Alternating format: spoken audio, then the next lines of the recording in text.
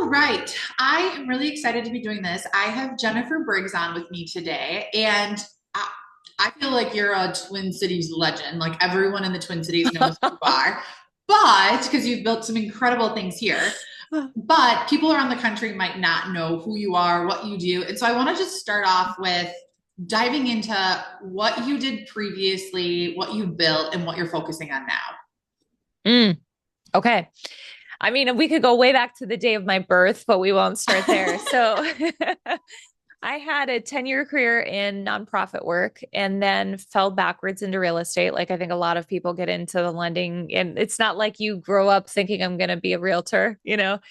So I fell backwards into I or a car salesperson, but whatever. Life works out that way sometimes. So I fell backwards into real estate, gosh, many years ago when my daughter was an infant, and then went through some other career things, and ultimately came back to it in 2014. So how almost 10 years ago now.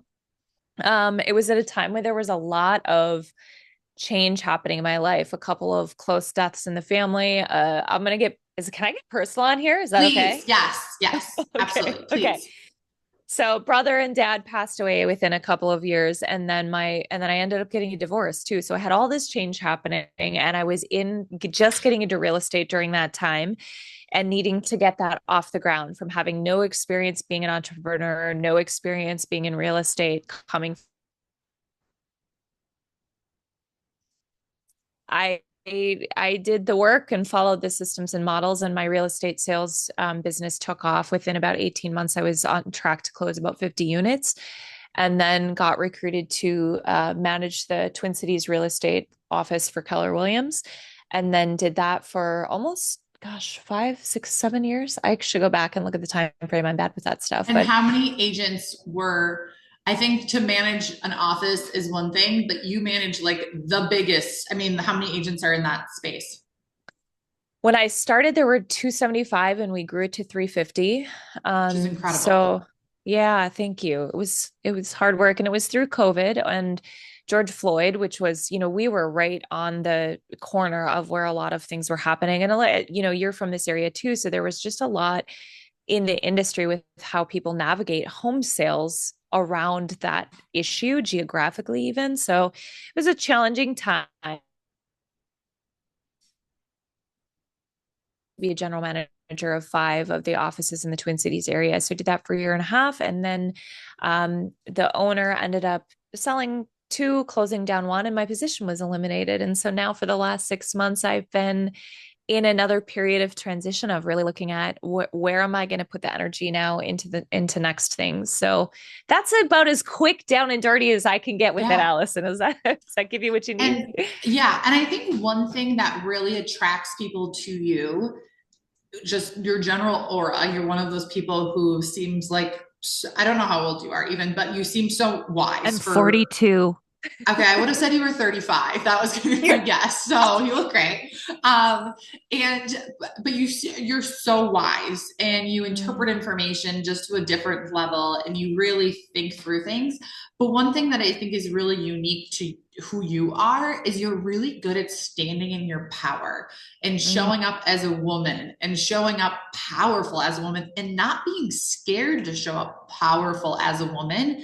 And in our industry, I feel sometimes women feel like they have to, we try to be all these different people and you just are, to me, you always come off as like very sure of who you are and mm, not afraid to just stand up to be the leader and go, I got this, which is very mm. different. What do you think it, what character drives that, or is that a just naturally who you've always been, or how did you acquire that skill? Are you there? Oh, Did I we lose had a you? little delay, but I think we're there. You said what character drive? I'm gonna hold on, Jen, 1 second. I'm gonna connect to my hotspot real quick. Okay. I wonder if my Wi-Fi is being weird. Hold on. Okay. Oh, plot twist. The reason this is happening is because I am only on my iPhone and it wants to be connected to real Wi-Fi. Hold on 1 second here.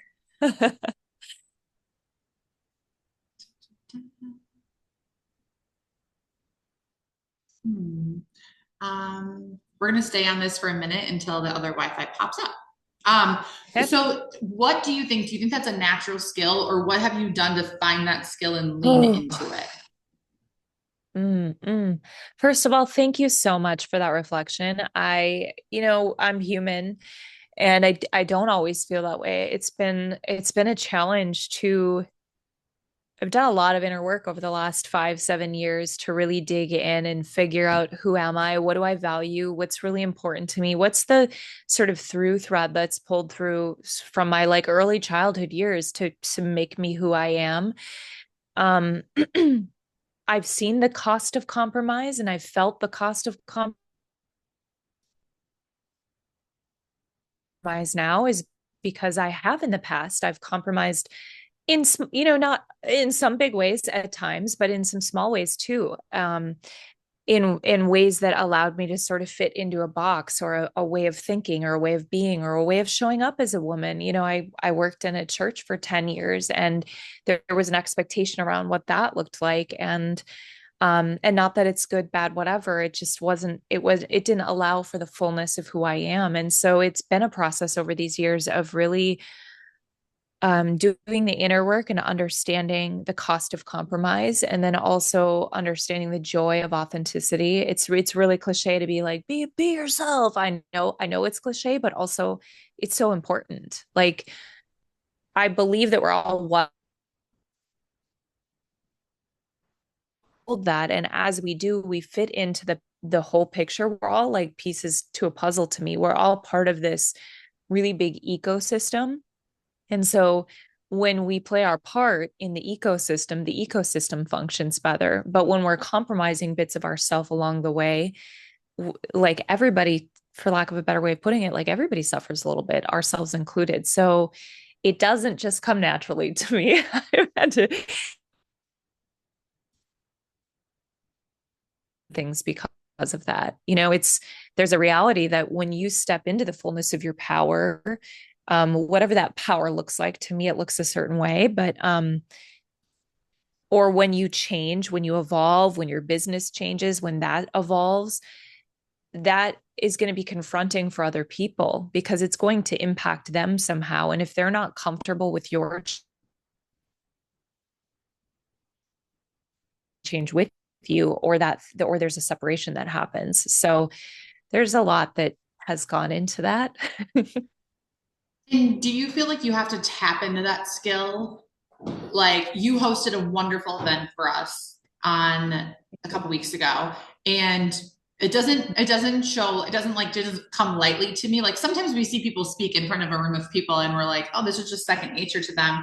But when I watch you and your ability and your skill to like slow down and evoke the emotion and play into like how people are thinking and feeling. At one point during it, we were quiet for a while and you paused for a little bit and you're trying to have us visualize a segment in our life. And you were like, what, like you said something like, are you wearing chapstick? Like it was a very, like the thought and the skill, is this a practice thing? Or you just have to convince your mind of like, slow down. It's okay to have a moment of silence. Or what does that feel like for you? Mm. When I'm in front of a room, you mean? Yeah, and I ask that because I think in our businesses, people underestimate every time you show up for a client to me, every time I show up on Zoom for a client, I should be practiced. It should be my art and my practice and my skill set of how I show up in front of a client. No different than to me, a realtor when they go to a listing appointment or a buyer's presentation, or every time you show a home, it should be an art. And I think some people have this skill of communication and the art, and to do it in front of people is just a whole nother level of honing in that Mm-hmm. skill. Mm-hmm. I do think there's a part of it that's natural. And it's also, the leadership component has always been a thing for me from my young years. And my previous job, I was on a stage in front of people. So like oddly enough, I never was seeking those opportunities. They just kind of came to me. So that public side of it is natural, but I would say the intuitive side of it, I've worked to develop. It takes time to and a lot of patience. Gosh, in our fast, there's an element, and we've talked a little bit about this, the necessity to move quickly, especially in this industry, to react appropriately, to be responsive. is like a really high value.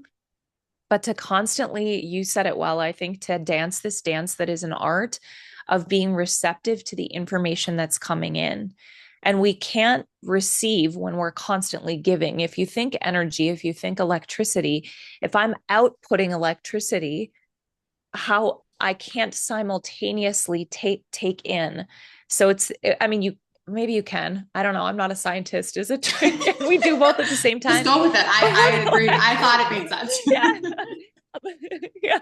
But like as a human, if I'm thinking about, it's basic communication, right? But it's not basic, and basic isn't easy to say. Like, if I'm thinking about what I'm saying and what I'm doing and the energy that I'm putting out there, I'm not focused on actually what I'm receiving in terms of information, or I'm not maybe cognitively even aware or consciously aware maybe of the information that I'm receiving. So if you are in your body and moving slow enough and present enough, you can enter a room and feel the space. And that is an art to go, are people ready to move on? Some people are ready to move on from this. Some people are not. They're crying right now. Like, okay, how do I receive that information and move through that? So to your point, on a one-on-one meeting, if we're only thinking about what we're saying, if we're not rehearsed in the conversation or the answers to questions that people might have, and we're just thinking about saying the right thing, we're not taking in the fact that one of the partners in the couple just crossed their arms and sat back like this. And they're not on board anymore. They're looking at their phone, but we're not there to really be able to say to respond appropriately in that moment. So to me, it started years ago with actually it was the practice of meditation. I wasn't a big meditator, but to me, meditation is the practice of learning how to observe our mind.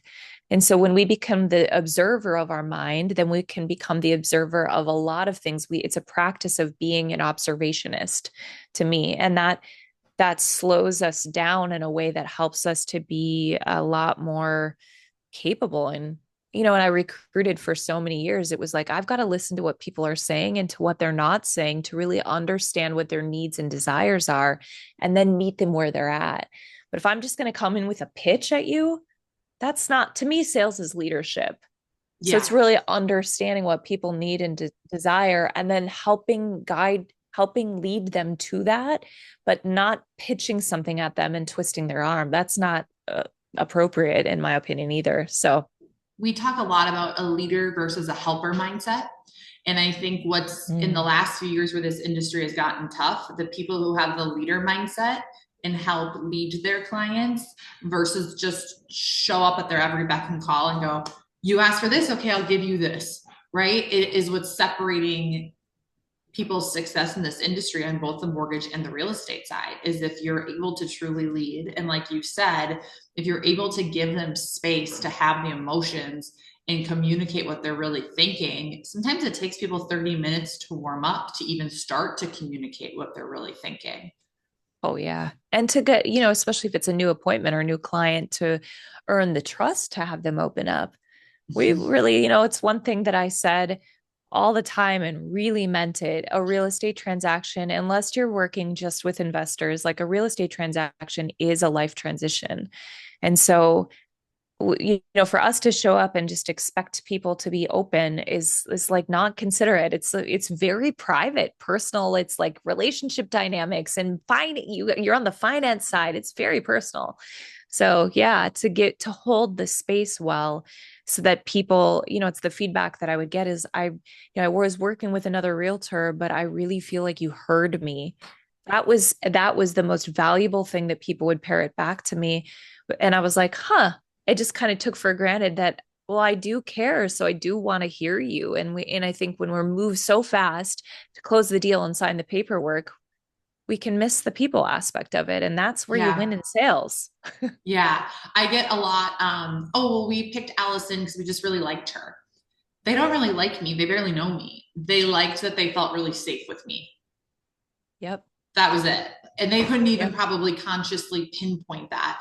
One of the things that you spoke about when you did so for context, Jen did a 3-hour long vision workshop with a group of realtors and mortgage professionals in the Twin Cities recently with us. And one of the things you talked about that I just loved and ate up and was like rapid firing notes on is the way our brain all works together. And I'm sure it's much easier to describe when you have a picture and you can point to the different parts, but you talked a lot about the conscious mind and the subconscious mind. Could you just give like a overview of like the four parts of our brain and how they all fire together in kind of the same context you did during our workshop? Yeah, I like to give a disclaimer that I'm not a neuroscientist, but I am a nerd when it comes to this stuff because I realized how much, we talk about business. It's like, what do we believe is capable? What do we not believe is capable? How do I step into my power? You asked that question as a woman. It starts with what do I believe I'm worthy of? Who do I believe I deserve? And all of that is wired in our subconscious brain. So our subconscious brain takes up 95% of our brain. And most of us are functioning almost all of the time in our conscious brain, which is 5% of our brains. We have this largely untapped portion of our brain. So our brain as a whole is split up into three parts.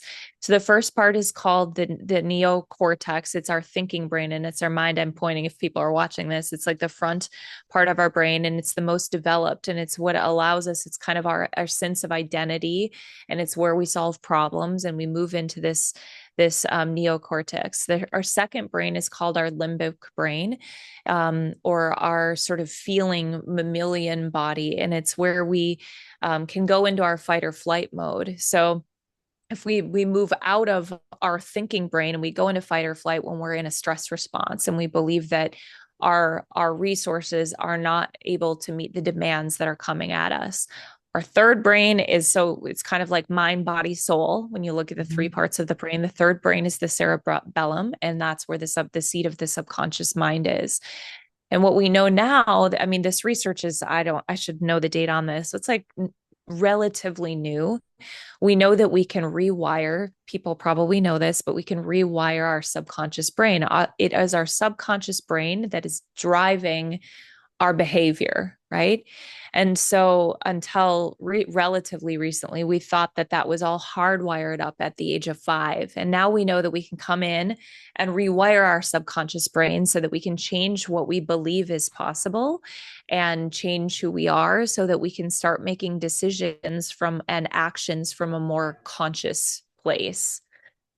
How's that for a summary? That was really good. That was really good. Okay. And why I love that you talk about this is because in our business, real estate and mortgage alike, we are the business. And so when someone chooses to work with us or not to work with us, they picked us. They didn't say, I don't want Chinese food today. I want Mexican food. They said, I don't like Allison today. I like this person better. And that's really hard. And it teaches us in our conscious minds that trigger from our subconscious minds of like, I'm not worthy. I'm not good enough. I'm not going to pick up the next person and call them because someone says they don't like me. And what you see in this business is people who have been through, like you just described with your story, you've been through some ick, you've been through some grit. And so I have to imagine that every single day when you went through being a single mom who just started a self-employed business, you probably were like, I don't have a choice. If this person doesn't like me or not, I still have to pick up the phone and I still have to follow up. It doesn't matter how scared I am. I have to do it. Mm-hmm. And yep. When someone has something so big that it has to propel them forward, they're able to do it. Any person who's a mom can attest that like the love that you have wired in your DNA for your child, you could do, I mean, think of the sleep deprivation you go through for a baby. You could do anything for this child the way you love them. You are right? A superwoman. Yes. Yeah. You realize like I can literally do anything the way I can take care of this child. Yeah. But which is thank goodness, not everyone has to go through the ick, right? There's a lot of people in our businesses who have like a pretty dreamy life compared to some others. They haven't been divorced. They didn't have to be a single mom. They didn't lose a parent. They didn't end up in like a toxic relationship, whatever. They just were able to live a normal life. And I think sometimes, because of that, almost the rejection hits harder for them or it hits differently because they haven't felt rejection or this like deep overrooted fear that they have to overcome it. as you recruited and coached Mhm. agents, I'm sure you saw a divide between people who have been through some shit and people who haven't, and the way they were Yeah. able to show up in tough times. Do you Yeah. think Yeah, that absolutely. as people are working through that, um, there's like certain skills that they can be using to tap into acknowledge like it's not that bad, I just need to keep going? Like what does that skill set Mm. look like as an agent who's trying to understand, or a lender who's trying to understand, this is my subconscious mind telling me that just because this realtor reshared another lender's Instagram story, I should still call them, right? Like even those Woo! littlest things, like bring every insecurity and Yeah. mean girl experience we've ever had in our lives to go, I'm not going to pick up the phone today. Yeah. Oh, such a good question. Yeah, I saw this all the time. Like the fear of rejection is really real. And sometimes I think the fear of rejection, it may also be tied to other things. Like, is it secretly a fear of success? That was my fear when I started out. It was like I didn't like the rejection. It was hard, but you're right. I had grit through that for other reasons, but it still was really hard. It was actually on the other side of that was a fear of success, because if I succeed, then what standard do I have to maintain and what am I going to be held accountable to? So a lot of times there's other things I think that are beneath that, or it might be, well, let me just stick on the fear of rejection question. Tools to get through that. Um, the one that's actually coming to my mind right now is an Mel Robbins has the 5 second rule. And this is where it's just like a countdown from five. So when I was starting out my real estate business, I door knocked to build my business because I was too afraid to get rejected by my database. So I wouldn't necessarily recommend that for people right now. I would say reach out to your people, tell them what you're doing. Don't be secretive about what you're doing. But I just felt safer doing it this way. So whatever. I was like, if I fall on my face and I'm door knocking or I say something stupid, I never have to see that person again, was the way it was my thinking. But I did it all winter long. And so before I got out of my car, I would literally just count down to five and go. And what it does when you reduce the period of time that you have to negotiate with your smarter self, and you just go, it's almost like I can try to get to the root of why I'm afraid of rejection, but does it really matter why I'm afraid? I just know that I am, and I know that I need to not do that. So I'm just gonna go and like do the thing. And then what I started to see on the other side of it was that there was really clear data. Like for every 50 doors I knocked, I would set one appointment. So that means that not every one of them was home, but let's just say half of them were home. So I would get 24 rejections for one acceptance. And then over time, I was like, that was the data. That was just data. Oh, it wasn't the people who were rejecting me. They just didn't need me to sell them a house, or they genuinely had a really great realtor or whatever it was. So then you start learning that it isn't as personal as we make it. Like Mm-hmm. I'm like, not every lender is going to be for me, and I know that I'm not for everybody. Like you cannot be the person to be everybody. That was kind of your point about like, how have you stepped into your power? Cost of compromise is really great, but so is the reward of being your true self. So when you realize like not everybody is going to be for me, but the more I can own my power and show up in that confidence and say, here I am, the more people accept you, I think, and are like magnetically attracted to that. But then also you do repel the people you don't want to work with anyways, instead of coming from that scarcity mindset of like, I'll just take whatever I can get. I like to use dating as an analogy because I'm like, would you date that way? Maybe you would, but let's change that too. You I know, tried to date that way. It didn't work so well either. I can yeah. attest that I did. Yeah, I wouldn't do that either. Yeah. Um, I love you made a comment about the coming down from five, and you said just like the time eliminated into negotiating yourself out of something. Honestly, this is why working out in the morning works well, because you're like too tired to Mm-hmm. even realize what you're doing. If it's just your habit that you just spring out of bed half awake and get on a treadmill, you're like, it's done, and I didn't even have time to think about what I was doing. I'm just already done with it, and you're just in it, Yeah. right? You don't have time to like convince yourself. If you work out after work, you've got all day long to convince yourself that you don't want to go or you don't want to do Oh, it or make right. an excuse. Yeah, versus Right. you're like, I just have to do it. Um, the the piece around the fear of rejection and just realizing the stats and the numbers and it not being personal, I think is key. And then also, I love what you said about just when you show up as yourself, you attract people who are like you. I Mhm. have no idea where I heard this at a conference somewhere, but it's the philosophy that 25% of people love you no matter what. 25% of people hate you no matter what. 25% of people just literally will never remember your name. And 25% are just like meh. But if you don't show up really as you and you're always trying to show up as who you think you should be, you're not going to ever find your 25% of people who like have this deep pull and connection to you. You just aren't. And if you show up as yourself and go, here I am, you're going to find the people who like everyone has a best friend. You're going to find the people who want to be your best friend if you can show up as yourself. 1,000% couldn't agree more. And I feel like when you show up as inauthentic or not yourself, we can end up in situations where we end up resenting the other party because it's like, this isn't working. Why isn't this working? It's like, well, I'm going to be blunt, like you're kind of a fake version of you right now. And you're wondering why this isn't working. You've self abandoned to gain this thing, opportunity, person, client, whatever it is. And then you're frustrated when it's frustrating. But it's like, oh, if I would have just been me to begin with, I wouldn't be running into such great resistance. There's still resistance in life, there's still problems, but there would be less of that dynamic, I think. So, So, I feel like in social media, when I'm recruiting loan officers or connecting with realtors for business, I find there's a lot of people who, as I'm talking to them, I don't even know if currently in their state of being that they know who they are. Like, I feel like with social media and everything, people are constantly trying to be someone else's brand or someone else's alignment or what someone else means to them because they think that's the right thing to do. And I don't even know if they know that they don't even really know who they are. Would you see that a lot in leading, especially with social media coming into play? 1,000%. I think, I saw that in myself until my mid 30s. I don't think I was being like fake, but I think in a lot of ways, I look back and I'm like, I am who I am. I've been who I've been. It's not like I've been totally fake, but I wasn't as clear on like what were my values that I would not let go of. And I don't just mean like political beliefs. It's like this is kind of a not important example, but when I was in real estate, one of my high values was like fun.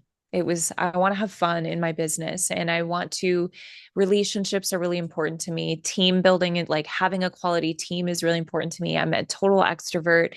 And so I built my business, around experiences. And had I continued in my sole business longer, it would have been a monthly event because that's authentic to who I am. Now, I would work with real estate agents that would try to duplicate that, but they're total introverts, they're data heads.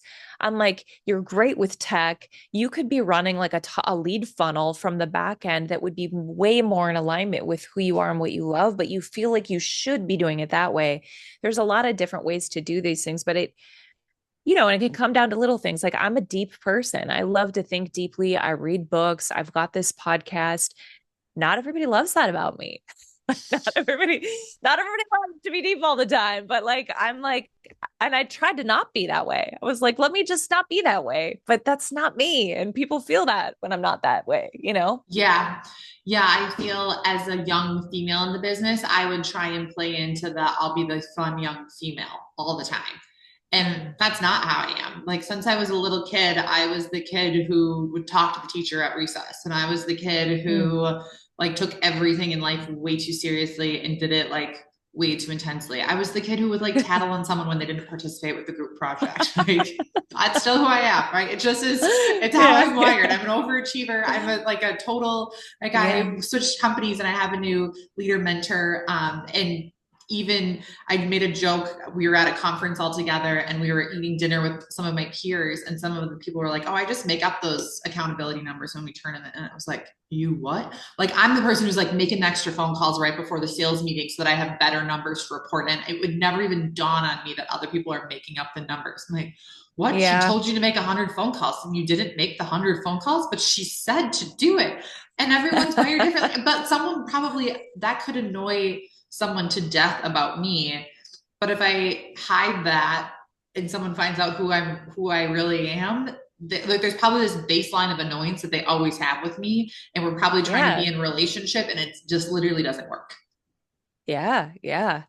that, it's, again, we said that's such a buzzword, but that authenticity of you knowing that and then showing up that way and you embracing that, because there are aspects of ourselves that we have judged, that it's like, well, I don't really like that I am that way, because at some point you probably received feedback that it wasn't cool to be that way. So our subconscious mind internalizes that. It wires that like that isn't a cool thing about us. And so we show up differently and then create resistance and tension. And also just don't step into our like, I'm just going to call them like superpowers. There's an aspect of you that is a superpower, and you've had a lot of success because of you stepping more fully, this is my guess, stepping fully into who you really are. And again, coming back to that place of when we all do that, it's going to look different from the next person, but we do ourselves a service. I think we have more joy when we function that way. And then everybody around us gets to like step into their little superpower. Yeah. And I think that is key. And I feel like as a leader, you have to be very good. And I think you've probably honed this skill of seeing other people's superpowers that they maybe haven't even seen for themselves yet. It's one of And my favorite. and having them embrace their superpowers. And we talk a lot on my team about what's different about each of us, right? Like what's different about me is I am a new mom and I'm running a business and I'm go, go, go, go, go. And I went through a fertility journey and I love connecting with other people who feel that way and need to just complain about it and need to just help and someone to cheer them on or whatever. And there might be someone else on my team who doesn't have kids and isn't married and lives a completely different life. And they probably connect with someone completely different than I do. And there's someone else on my team who's an excellent loan technician, 10x what I am, and can put together like 17 co-signers and 400 different types of part-time income to make a file work. And I'd be like, I don't even know where to start on that. Right. Everyone has their superpower and it's like, how do you show it off? And I don't even know how to articulate this well, but I feel like you are very clear on your superpowers and you found this, like with the speaking events you're doing and leadership and coaching, you've kind of found a way to show them off without showing them off. As you were leading agents, how would you help them lean into their superpower, or give me some examples of how someone can kind of hone in on those skills and lean into them more in their individual fields? What a good question. I'm By the way, thinking for about it on whoever's two levels. listening So to I'm thinking this, about it from a lead. we're just winging this. So I'm just throwing these very deep questions at her on the fly. So I feel like I have to preface that. Like I'm running with it, trying. Um, what am I doing? So I'm thinking about it on a couple different levels. So when I was leading the market centers and you have a staff, the way superpowers show up from that. So if you have people that are listening that have a team, that feels like a different kind of development to me, because there's more and different kinds of opportunities to see little seeds of things, bright spots in people, right? Where, as an example, we had a new, just out of college guy on the team, and he led the announcements for the whole entire office. When he stepped in front of the room, he just like lit up, and he was really natural in front of the room, and he was joking with them and they were responding, and he stepped outside. And after the meeting, I said, have you ever done that before? And he said, no, I've never ever done any public speaking. I'm like, there's something there. Do with it nothing, do something with it if you want, but there's something there. And I think it's our opportunity and responsibility as leaders to, I call it like speaking life, or having the conversation around people. To me, it's kind of like seed planting and watering those seeds and cultivating them. I actually just saw an interview with I don't know if you like football or not, the coach of the Vikings right now. I'm a woman who likes football. Yeah. They're talking about him being a quarterback whisperer. And the quarterback that we have right now wasn't really that great. He didn't have success on other teams.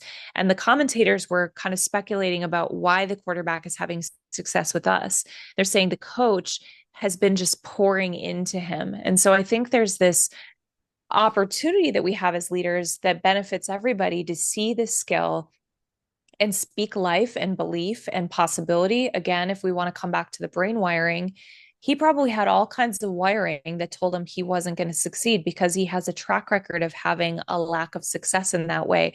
But somebody saw the possibility and sort of breathing, like fanning that flame, and he started to believe it. It started to rewired. He started to believe it, and then the results showed up. So I think there, like on a broad level, that's a way to do this. If I'm sitting down and coaching somebody one on one, I would tend to ask a lot of questions about, when you look back at your life, what are some of the peak experiences that you've had, and what was happening during that time, and what was the role that you played in that, and what did you enjoy about that? What were some of the greatest frustrating experiences that you've had? Why was it frustrating? Like, because usually on the other side of frustration or like a real like what really irritates you is something that I'll ask. On the other side of that is usually a value or a gift or an opportunity. So, and Okay, then how do we let's integrate workshop. that? I'm curious. Let's workshop that. Okay. So if you said, Okay. what would you start with? What's a peak or what's a weakness? Or what frustrates someone? Where would you start it? Um, I would start with what lights you up. Steve Okay. Jobs asks a series of questions around that, like what lights you up, what makes your heart sing, are two questions. Okay. So what lights me up is my kids, my family. What makes my heart sing is literally just like sitting on the ground and playing Legos with my kids. Okay. And yeah, Okay. Because we're talking about a professional setting, I'm gonna back you up yeah. from that. What if you look prior to kids, prior to that lighting you up, what in life, if you can look back at like a peak experience that you had, what was one that you had? Um, when I was in high school, honestly, my career is like every single year, I feel like I'm like, oh, I can't believe this is real pinch me. But if I had to go further back, Mm, when I was in high school, there's this organization called DECA, and yeah.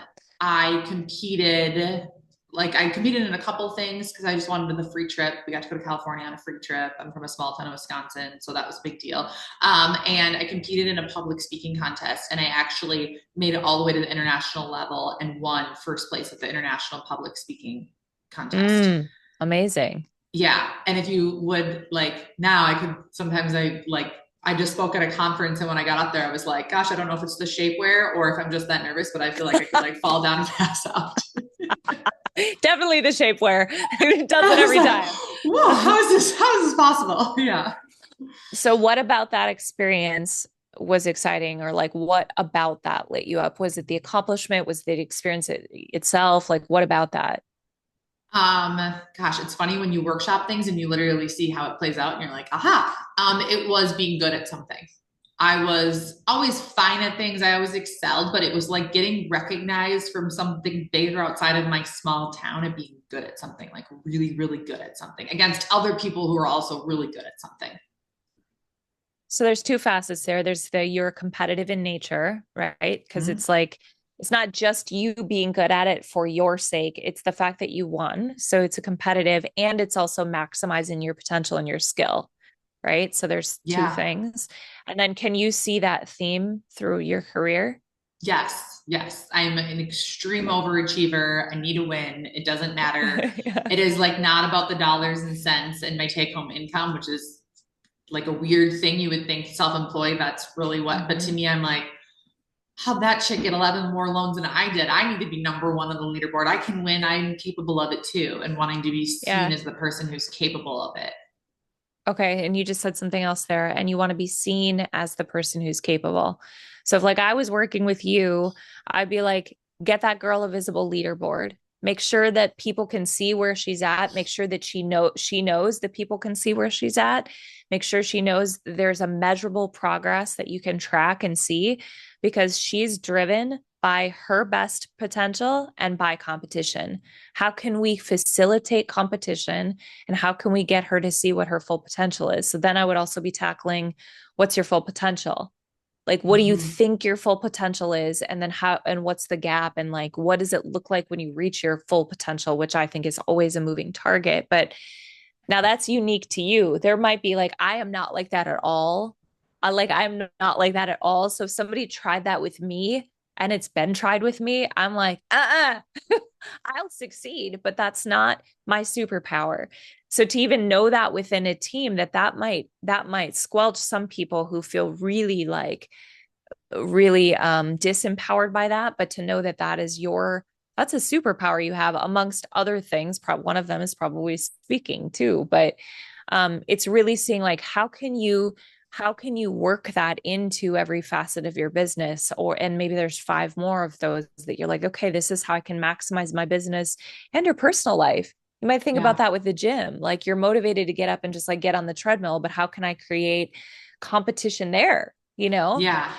Okay. So if we were going to do the frustrations point, and I said one of my biggest frustrations career wise is, which this won't be at Lex Fries, is like people who can't put in hard work. Or actually, my biggest frustration is people who think they're putting in hard work, but I can look at them and be like, I know you can do more. Mm-hmm. How then? What would you do with that, or how would you workshop that frustration? Yeah, I mean, I would say the other side of the flip, when you flip the coin over, the value is hard work. It seems really obvious, but like I'll use my example that I use a lot. It's bad. Like my girls know this and I've gotten better, but when we're out anywhere, like out to eat, even at a fast food restaurant, I get really irritated. Well, it's client like customer service in general. I get irritated if I ask a question and somebody says, I don't know. I'm like, don't tell me you don't know. Tell me, you know what? I'm not sure, but I'm happy to get the answer for you. Don't just say, I don't really know what that costs. It's like, what? It's your job. It's your job to figure it out, you know?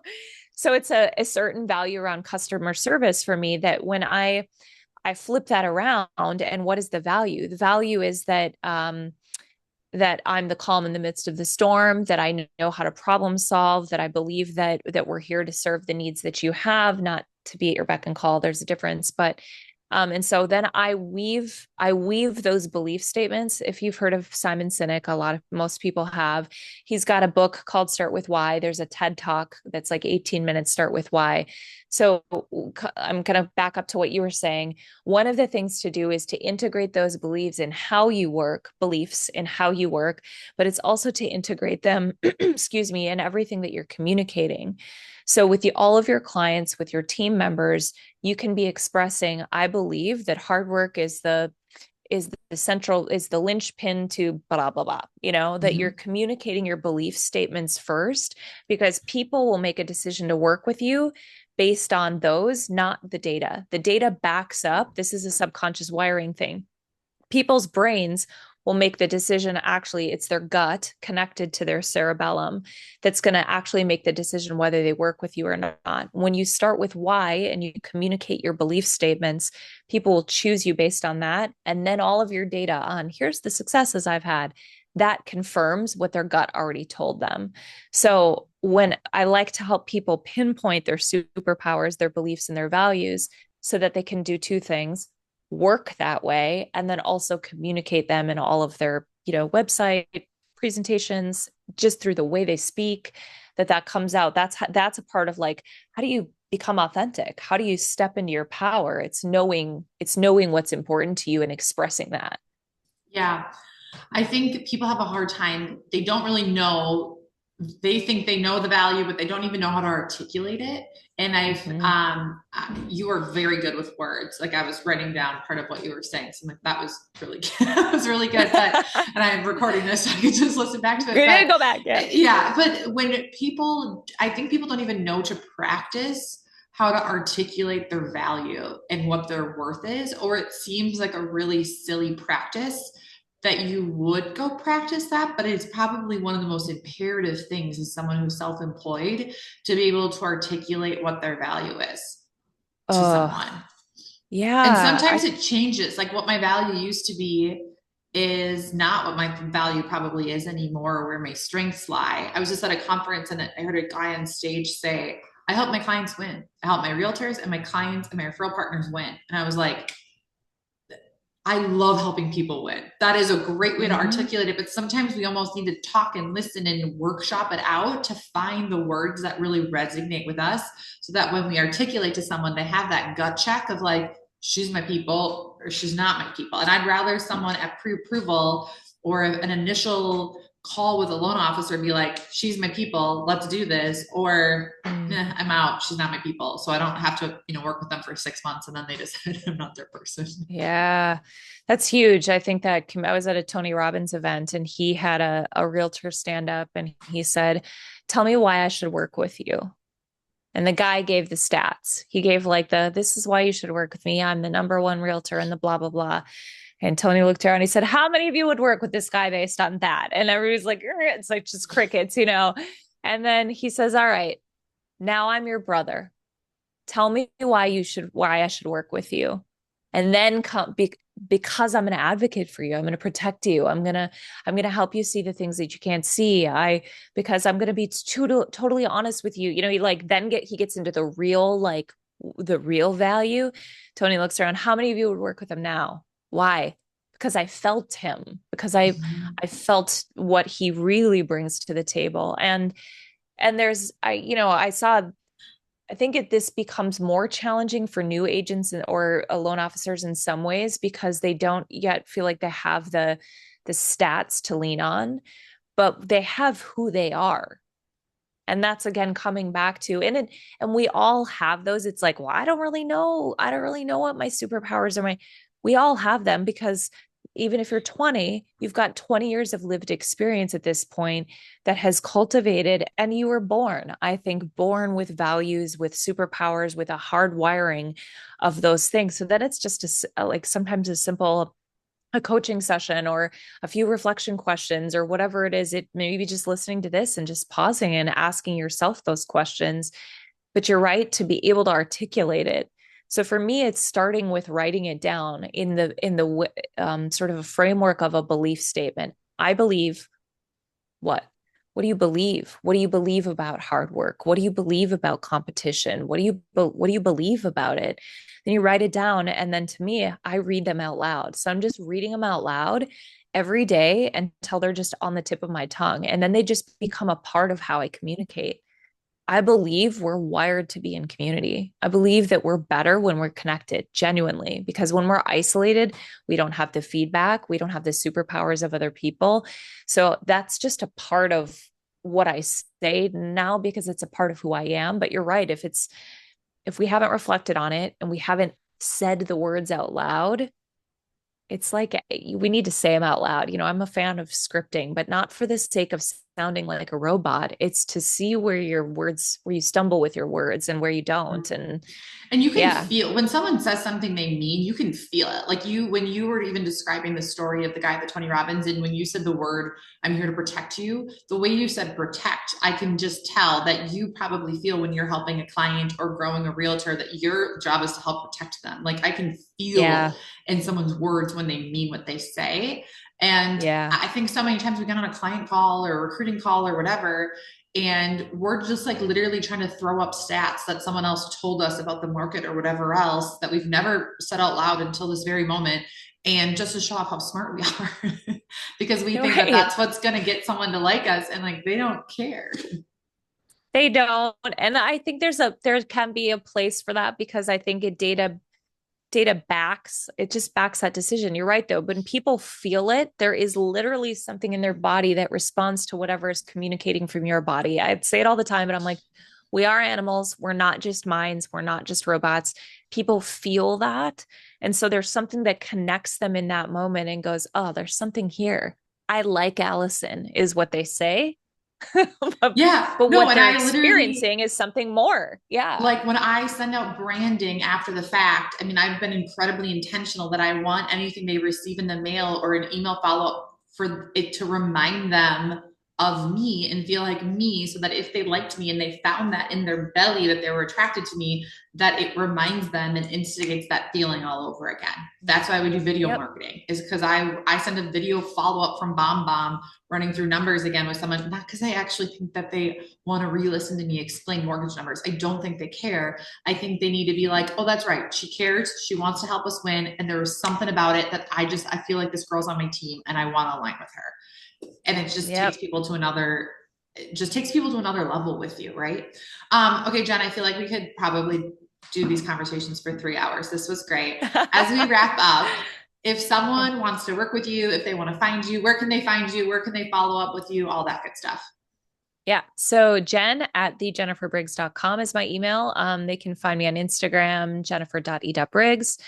My website is thejenniferbriggs.com. So it's all pretty self-explanatory. Happy to do, along with what we talked today. Sometimes people don't need, sometimes they want long-term coaching, but they might just need a one-off session on like I call it a values elicitation. So help me get clear on my values or things like this. So I'll do one-off sort of coaching sessions too. But all of that information, website, Instagram, they can find me. My podcast is not just business related, but that's out there too, the whole shebang. So I love it.